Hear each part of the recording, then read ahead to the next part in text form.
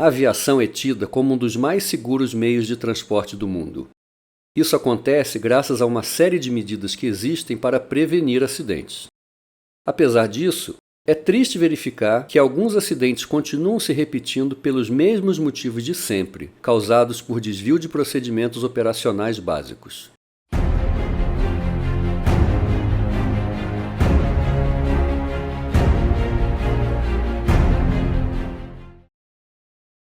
Em 27 de abril de 2020, a imprensa noticiou o acidente com um pequeno avião monomotor que estava decolando do aeródromo de Flores, em Manaus, com destino a Rorunópolis, no Pará. A aeronave teria iniciado a corrida de decolagem, mas não conseguiu nem sair do chão. Derrapou para um barranco localizado no final da pista e chocou-se contra um muro. Dos 6 ocupantes a bordo, o piloto sofreu ferimentos graves e 2 passageiros sofreram lesões leves. A aeronave teve danos substanciais. A investigação conduzida pelos órgãos do CIPAE revelou os seguintes fatos. O piloto em comando possuía licença de piloto comercial e estava com as habilitações e o certificado médico válidos. Reportou que tinha cerca de 4.000 horas totais de voo, sendo 40 no modelo, mas era o primeiro voo que fazia naquele avião específico. Tinha vínculo empregatício com uma empresa de táxi aéreo. A aeronave era um Cessna 182RG, fabricada em 1979 e inscrita na categoria de Serviços Aéreos Privados, TPP, ou seja, não poderia realizar voos de transporte comercial. O avião estava com certificado de aeronavegabilidade válido, mas as cadernetas de serviços na célula, motor e hélice estavam desatualizadas. O Cessna estava decolando do aeródromo de Flores, que possui uma pista de asfalto com dimensões de 830 metros de comprimento por 30 de largura, com cabeceira 11,29. Durante a decolagem, havia 6 pessoas a bordo, o piloto e mais 5 passageiros. Dos 6 ocupantes, 4 eram adultos e 2 eram crianças. A aeronave possui apenas 4 assentos instalados, e havia 2 adultos nos 2 assentos dianteiros e mais 2 adultos e 2 crianças nos assentos traseiros, sendo uma das crianças um bebê de colo. A segunda criança estava sentada entre os 2 adultos em uma posição em que não havia cinto de segurança. A investigação identificou que o avião estava a cerca de 30 quilos acima do peso máximo de decolagem, mas no relatório final não constam informações sobre a posição do centro de gravidade. O piloto relatou que chegou no avião 1 hora antes da decolagem e recebeu a informação de outro piloto de que a aeronave estava ok. Disse que apenas completou o óleo do motor, ou seja, não realizou a inspeção de pré-voo e provavelmente nenhum cálculo de peso e balanceamento. Após embarcar os 5 passageiros e dar partida, o piloto iniciou o táxi até a cabeceira 11, onde alinhou com a pista e aplicou potência. Durante a corrida de decolagem, foram percorridos aproximadamente 700 metros antes de o avião sair pela lateral direita da pista, ultrapassar um barranco e cair em meio à mata, parando ao colidir contra um muro. Na entrevista, o piloto informou que a aeronave apresentou desempenho normal durante a corrida de decolagem, mas ao tentar iniciar a rotação, percebeu que o manche estava travado.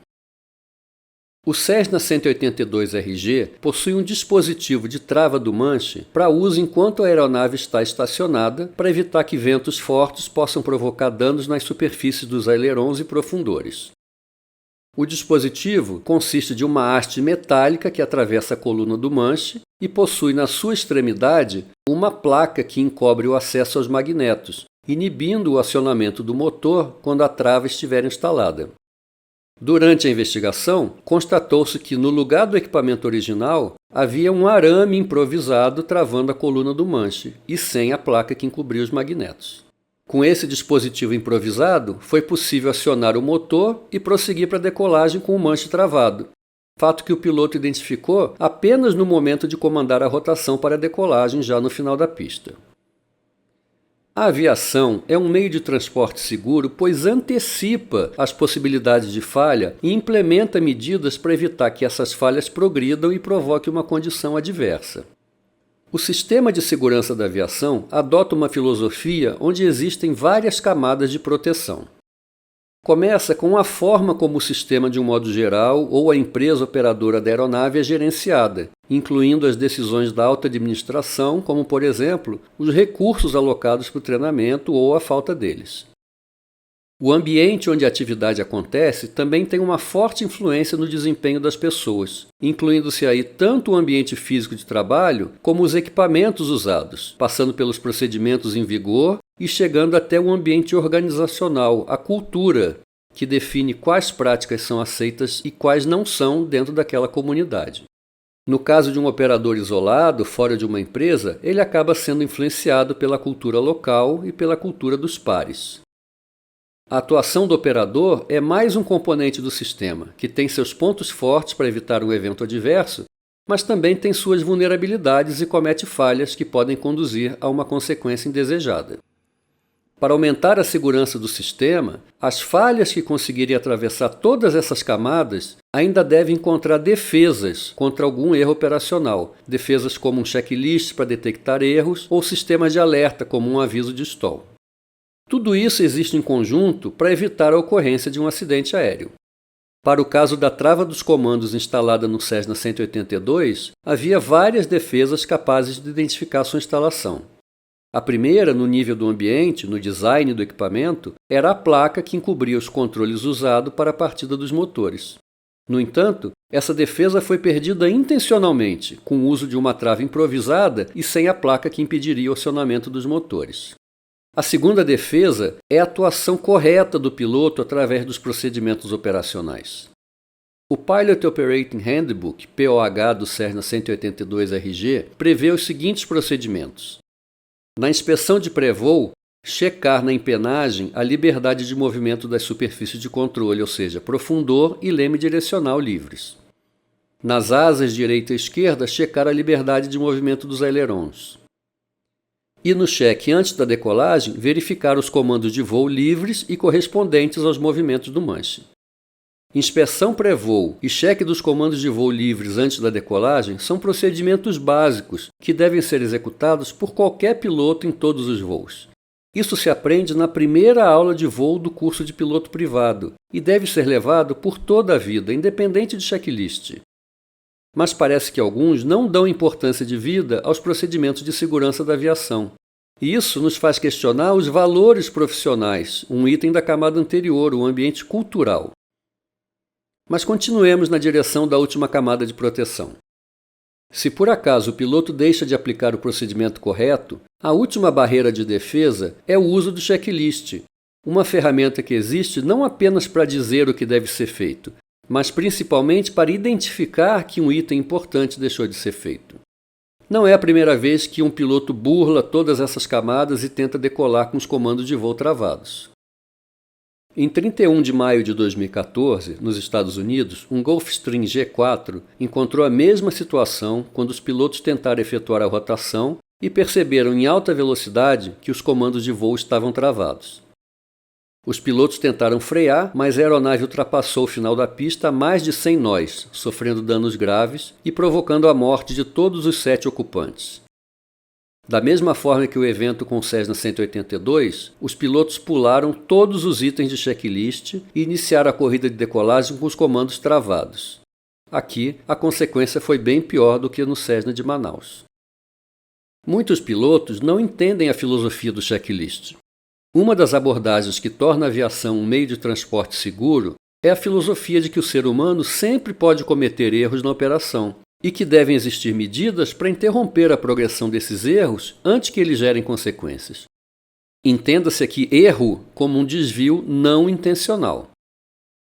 Quem não admite que errar é humano nunca entenderá a filosofia do checklist. Sua adoção na aviação está institucionalizada há mais de 80 anos. Em outubro de 1935, um Boeing modelo 299, o protótipo do futuro bombardeiro B-17, estava efetuando seus primeiros voos de testes. Observadores descreveram que o início da corrida de decolagem pareceu normal, mas que o avião saiu do solo muito cedo e numa atitude de cauda baixa, o que não é usual em um avião com bequilha na cauda. Enquanto a velocidade aumentava, o nariz do bombardeiro começou a subir mais e mais. Por volta de 300 pés de altura, o 299 estolou, curvando cerca de 180 graus e caiu de volta no campo de pouso. Uma comissão de investigação identificou que o acidente foi causado pelo fato dos controles do profundor estarem travados. Para evitar outro acidente, a Força Aérea do Exército dos Estados Unidos desenvolveu um checklist que a tripulação deveria seguir antes da decolagem, antes do pouso e após o pouso. A ideia era tão simples e eficiente que o checklist passou a ser norma nas operações aéreas. O conceito básico de uma lista de verificações já existia, claro, mas precisou o acidente com o modelo 299 para ser institucionalizado. Um último caso para ilustrar o uso do checklist. Em 27 de agosto de 1992, no Canadá, um avião DHC-4 Caribou estava efetuando sua decolagem para um voo de teste após uma conversão dos motores a pistão para turbinas PT-6. Esse voo foi filmado por pessoal de terra. Vejamos o que aconteceu.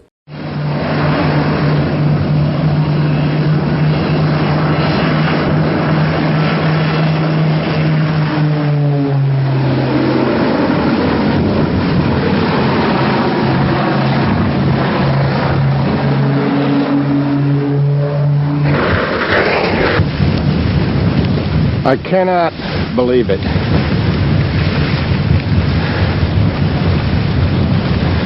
It's all over. No relatório do acidente, a Diretoria de Segurança dos Transportes canadense concluiu que o sistema de travamento dos controles não foi totalmente desengatado antes do voo e que os pinos de travamento voltaram a engatar após a decolagem. Aparentemente, não houve execução do checklist antes da decolagem. Em um Caribou de série, seria fisicamente impossível avançar as manetes de aceleração dos motores acima de uma certa posição se a trava dos controles estivesse acionada. Mas essa aeronave estava sendo modificada e o quadrante das manetes ainda não estava devidamente ajustado para acomodar a posição entre as manetes de aceleração e as travas para os novos motores turbohélice. O que poderia ter evitado esse acidente? A resposta mais óbvia era que uma verificação de controles que checasse os 6 batentes dos comandos de voo antes da decolagem teria revelado que o movimento dos controles estava comprometido.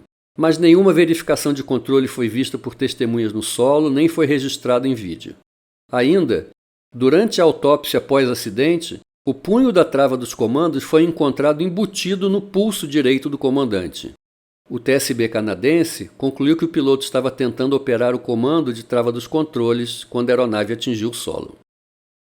Todos esses casos evidenciam que o uso do checklist deve ser visto como uma ferramenta para identificar erros na operação antes que eles produzam resultados adversos. Simples assim. Pilotos devem usar checklists para evitar a complacência, seguindo todos os passos para assegurar que a aeronave esteja corretamente configurada para cada fase do voo.